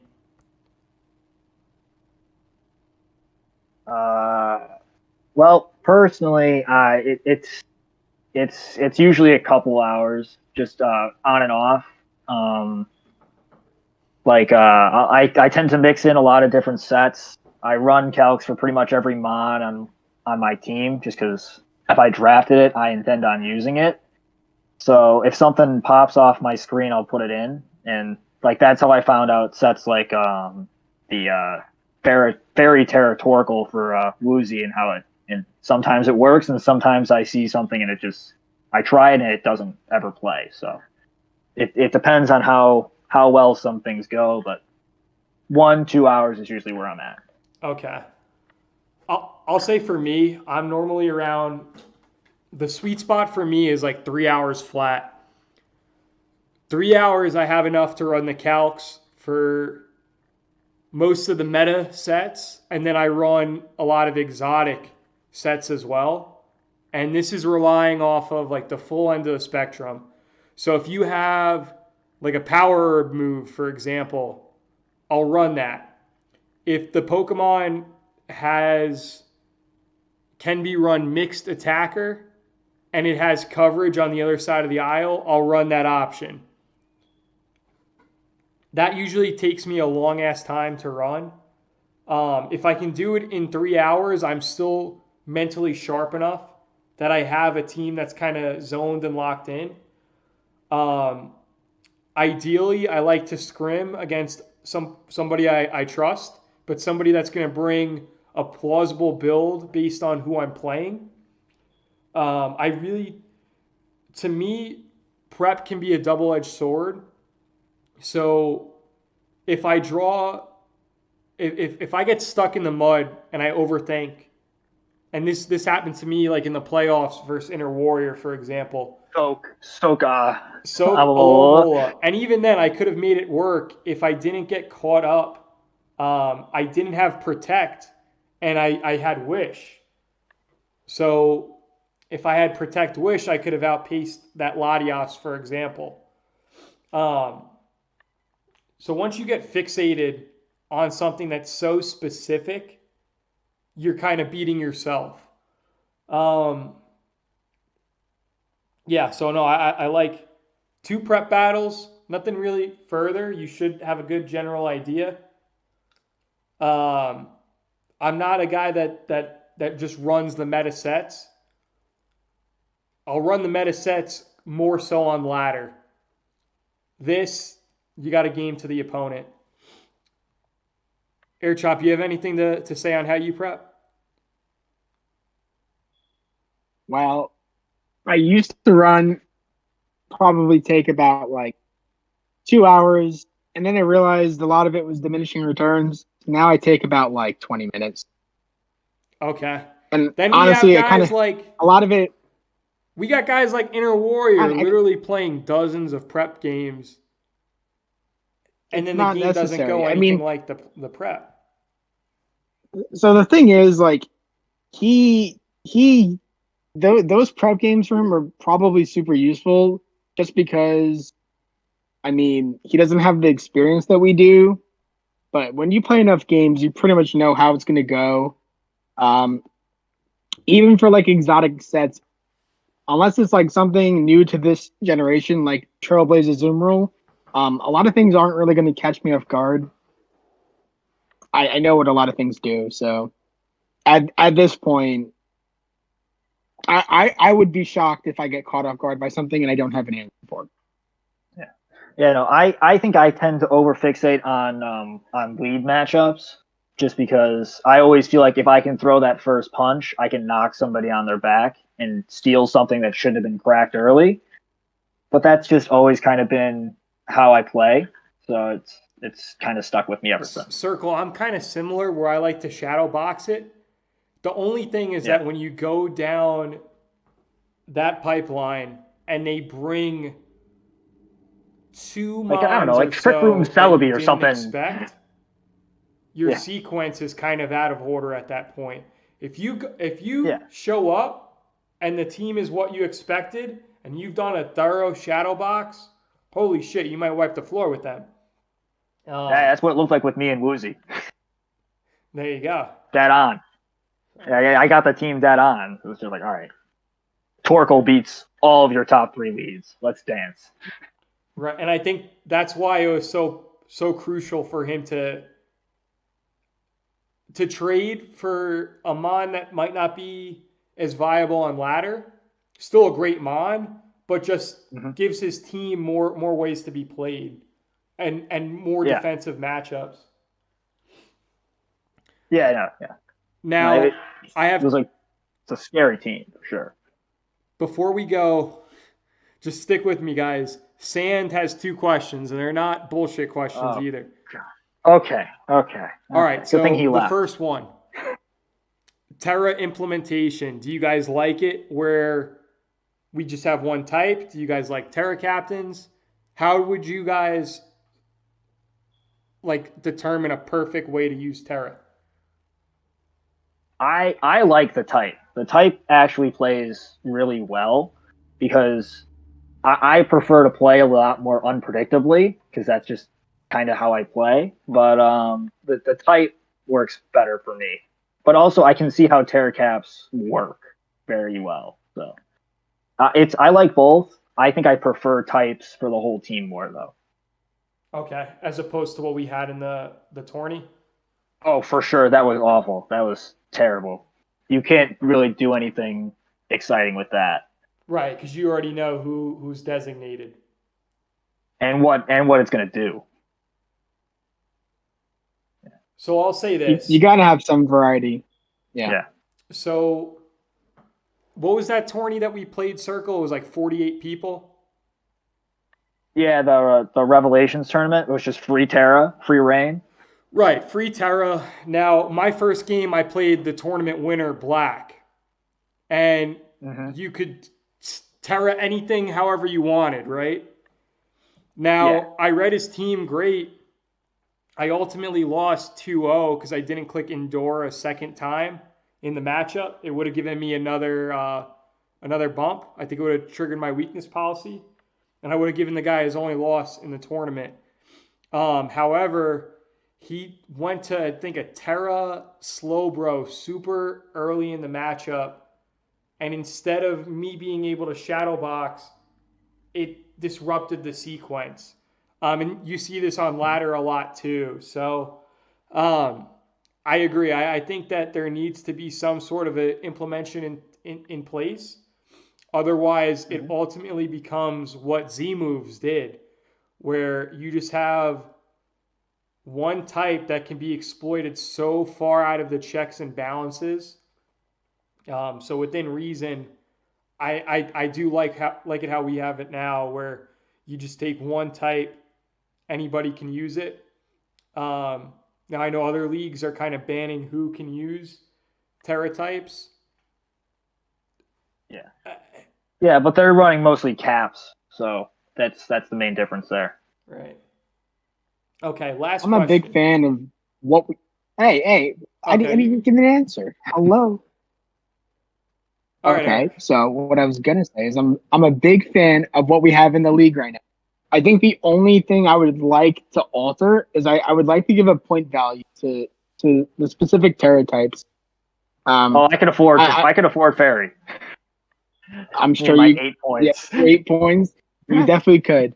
I think we should make it a little bit more punishing to take a Terra type early if you feel like you really want to lock yourself into it. I think that would be the only thing that I would alter. But I personally love having one Terra type per team. I think it creates like a whole identity for the team, which I personally love. I love teams with identities and basically not necessarily make it predictable, but anyone on the team give it that freedom to Terra if it needs to. Yeah. I agree completely. All right. So Sand's last question was, he did his poll that he released his YouTube video with. And out of that poll, the people said the top 5 Mons in the format are Fluttermane, Iron Bundle, Chi-Yu, Palafin, and Dragapult. Do you guys agree with this? I see missing is Chan Pao. Do you guys have anything else that you would include in this, like possibly Dragonite? I would swap Dragapult out for Valiant, straight up, because Valiant has the coverage to run it on either side of the aisle, especially Terra Blast. And I just think Dragapult, without specifically Ghost, Terra, it's not that threatening.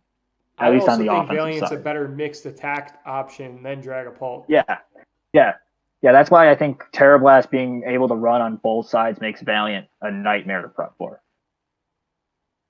Valiant is definitely a nightmare to prep for, but I think something probably equally annoying, but it gives more utility is Great Tusk. I personally love that thing. Blatto didn't take that from me. I was gonna go Great Tusk. I have that in my top 5 at my number 5 spot over the Dragapult as well. That's the weird thing with this gen is you have some great utility mons added. Great Tusk, Goldengo. So good. It's so good. Now, I think another mon that's going to have lasting impact that's come out of this gen is Dondozo. Having a unaware mon that now can be played offensively as opposed to like more of a utility role. I think is something that's really good. It's very limited right now. The meta has to be played a certain way. Once they open it up to resemble more of the NatDex format, I think all hell is going to come loose. And I'll say this, like, they've been very trigger happy with banning everything from the meta. I don't think that that's necessarily healthy. Granted, there's more things that are exclusive to the Ubers format now.